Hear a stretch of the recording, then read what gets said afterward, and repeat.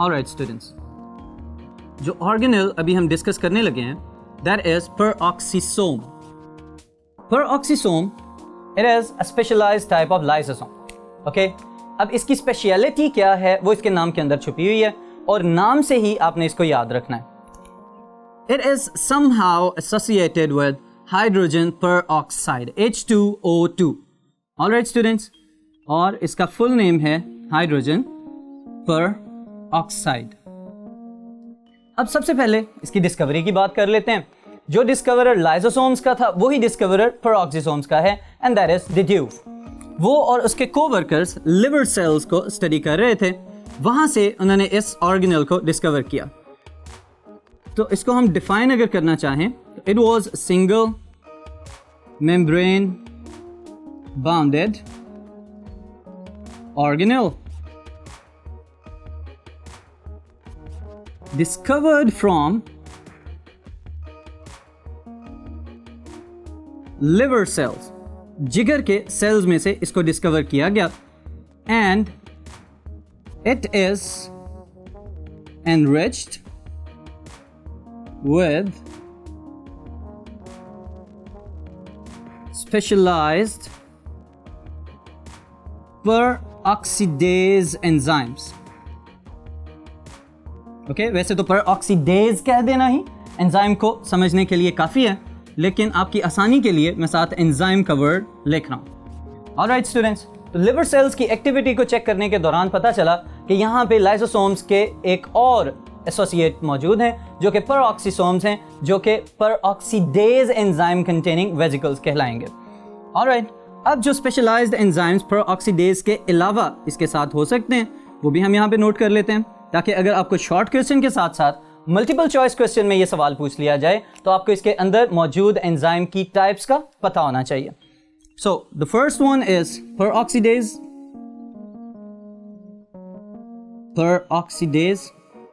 Alright, the second one is catalase. इसके नाम से पता चल रहा है ये चीजों को तोड़ने के काम आता है. कैटालेज कैटाबॉलिक रिएक्शंस को कंट्रोल करेगा. And the third one is glycolic acid oxidase. ये भी ऑक्सीडेशन में इन्वॉल्व होगा.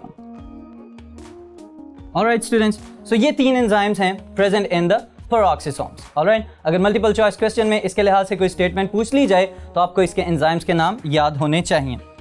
अब फिर अगर हम इसके फंक्शन की बात करें, जो कि इसका कैरेक्टरिस्टिक फंक्शन भी है, तो वो क्या है? It is characteristic of peroxisomes. alright, बाकी लाइसोसोम्स भी हैं, पेरोक्सीसोम्स मौजूद हैं और ग्लाइऑक्सीसोम्स भी हो सकते हैं, लेकिन ये इंडिविजुअल जो एक डिस्टिंक्शन है वो सिर्फ पेरोक्सीसोम्स के पास है, और वो क्या है कि these types of vesicles known as peroxisomes are characterized by the presence of enzymes involved in synthesis and breakdown of hydrogen peroxide. मैं उसकी शॉर्ट फॉर्म लिख रहा हूँ यहाँ पे फॉर्मूला में, और इसको डिफाइन हमने कर दिया इसके कैरेक्टरिस्टिक पॉइंट ऑफ व्यू से कि वो वाले स्पेशलाइज्ड ऑर्गेनेल्स जो किसी भी यूकैरियोटिक सेल्स के अंदर मौजूद हैं, किसी भी यूकैरियोटिक सेल में मौजूद हो सकते हैं, और ये वाले ऑर्गेनेल किस लिए रिस्पॉन्सिबल हैं? हाइड्रोजन पेरोक्साइड को बनाने के लिए और हाइड्रोजन पेरोक्साइड को तोड़ने के लिए, क्योंकि इस प्रोसेस के लिए जो एंजाइम्स रिक्वायर्ड हैं they are only present inside the peroxisomes. Alright students, तो ये एक इंपॉर्टेंट शॉर्ट क्वेश्चन है आपका. अगर शॉर्ट क्वेश्चन में पूछ लिया जाए कि what do you know about the पेरोक्सीसोम्स, तो आप उसके जवाब में ये पॉइंट्स डिस्कस कर देंगे, तो it will be an enough answer for that short question. Okay, alright students, फिर इसके साथ ही साथ मैं आपको एक एडिशनल पॉइंट बताने लगा हूं जो कि इसके फंक्शंस में आप इंक्लूड कर सकते हैं, और वो क्या है? दैट इज कि they are also involve in metabolism of fatty acids. Alright, जो लिपिड्स हैं, जो फैट्स हैं, उनके मेटाबॉलिज्म में भी पेरोक्सिसोम्स इन्वॉल्व हो सकते हैं। किस तरह से इन्वॉल्व हो सकते हैं, ये मैं अगर डिटेल में यहाँ पे बताऊँ आपको, तो the enzymes inside the peroxisomes they are also involved in conversion of long chain fatty acids into medium chain fatty acids, and these medium chain fatty acids, they are further transported to mitochondria, powerhouse of the cell. और ये जो mitochondria है ये फिर further in fatty acids को तोड़ देता है into carbon dioxide and water. Alright, अब ये जो लॉन्ग चेन फैटी एसिड्स हैं, इनको तोड़ने वाले एंजाइम्स पेरोक्सिसोम्स के पास हैं। इन्होंने इसको मीडियम साइज चेन में कन्वर्ट किया और मीडियम साइज चेन में कन्वर्ट होने के बाद they are shunted into the metabolic reactions of the mitochondria. Mitochondria के रिएक्शंस में दाखिल कर दिया जाएगा और वहां पे दाखिल होने के बाद माइटोकॉन्ड्रिया इनको तोड़ेगा, कार्बन डाइऑक्साइड और वाटर प्रोड्यूस करेगा। लेकिन हमारे काम की चीज क्या है बीच में, that is energy. Alright students, तो अब सवाल ये पैदा होता है कि अगर ये पेरोक्सिसोम्स एनिमल सेल्स के अंदर यानी कि लिवर सेल्स में से डिस्कवर हुए हैं, तो इसके अलावा किस किस तरह के लिविंग ऑर्गेनिजम्स में प्रेजेंट हो सकते हैं। तो इसके जवाब में भी हम लिख लेते हैं, about their presence, they are present in animal cells, they are also present in plant cells, they can be found inside the yeast, fungus की example है, and they are also observed in protozoan cells.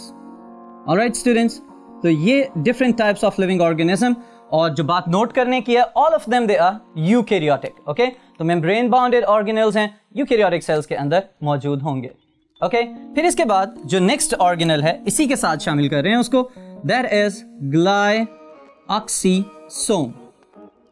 Glyoxysomes are the next type of single membrane bounded organelles जिनको अभी हम study करेंगे। इनके लिहाज से सबसे पहला पॉइंट मैं आपको जो बताने लगा हूं ये एक सरप्राइजिंग पॉइंट है, और वो क्या है, glyoxysomes are actually specialized peroxisomes but found only in plant cells. सिर्फ प्लांट सेल्स के अंदर मौजूद हैं, और प्लांट सेल्स के अंदर भी जो इनकी प्रेजेंस है वो एक स्पेशलाइज्ड जगह पे ही हो सकते हैं, और किसी भी प्लांट के लाइफ साइकिल के अंदर एक मखसूस वक्त के लिए एक्टिव होते हैं जबकि वो जर्मिनेट कर रहा होता है। और ये सारा प्रोसेस मैं अभी एक्सप्लेन करता हूं आपको। इसकी स्पेशलिटी, प्रेजेंस ऑफ एंजाइम्स,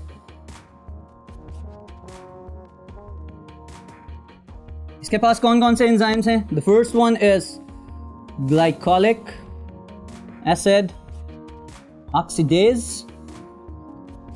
जिसका काम है सारे का सारे ग्लाइऑक्सिलेट साइकिल के अंदर। And the second one is again the catalase, बड़े सबस्ट्रेट मॉलिक्यूल्स को तोड़ के छोटे प्रोडक्ट्स में कन्वर्ट करने वाला एंजाइम कैटालेज। ऑलराइट स्टूडेंट्स, अब फिर वेयर इट इज फाउंड, ये पाए कहां पे जाते हैं। प्लांट्स की हमने बात की है, तो प्लांट सेल्स के अंदर किस वक्त किस स्टेज में कौन से स्ट्रक्चर के अंदर इनको ऑब्जर्व किया जा सकता है। तो दे आर फाउंड प्राइमरीली, बुनियादी तौर पे मौजूद हैं कहां पे, जर्मिनेटिंग सीडलिंग्स, उगते हुए जो बीज होते हैं उनके अंदर इनको आसानी से ऑब्जर्व किया जा सकता है। ऑलराइट स्टूडेंट्स, अब यहाँ पे इनका क्या रोल है, क्या फंक्शन प्ले कर रहे हैं, ये अभी मैं आपको एक्सप्लेन करता हूँ यहाँ पे एक छोटी सी डायग्राम के साथ। कि फॉर एग्जांपल आप देखें ज़रा यहाँ पे कि एक छोटा सा सीडलिंग है।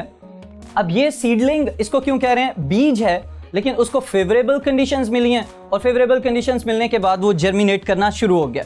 उसमें से दो छोटे छोटे से आउटग्रोथ्स निकलती हुई नजर आती हैं। जो ऊपर की तरफ जाएगा that is known as plumule, जो नीचे की तरफ जाएगा that is known as radical.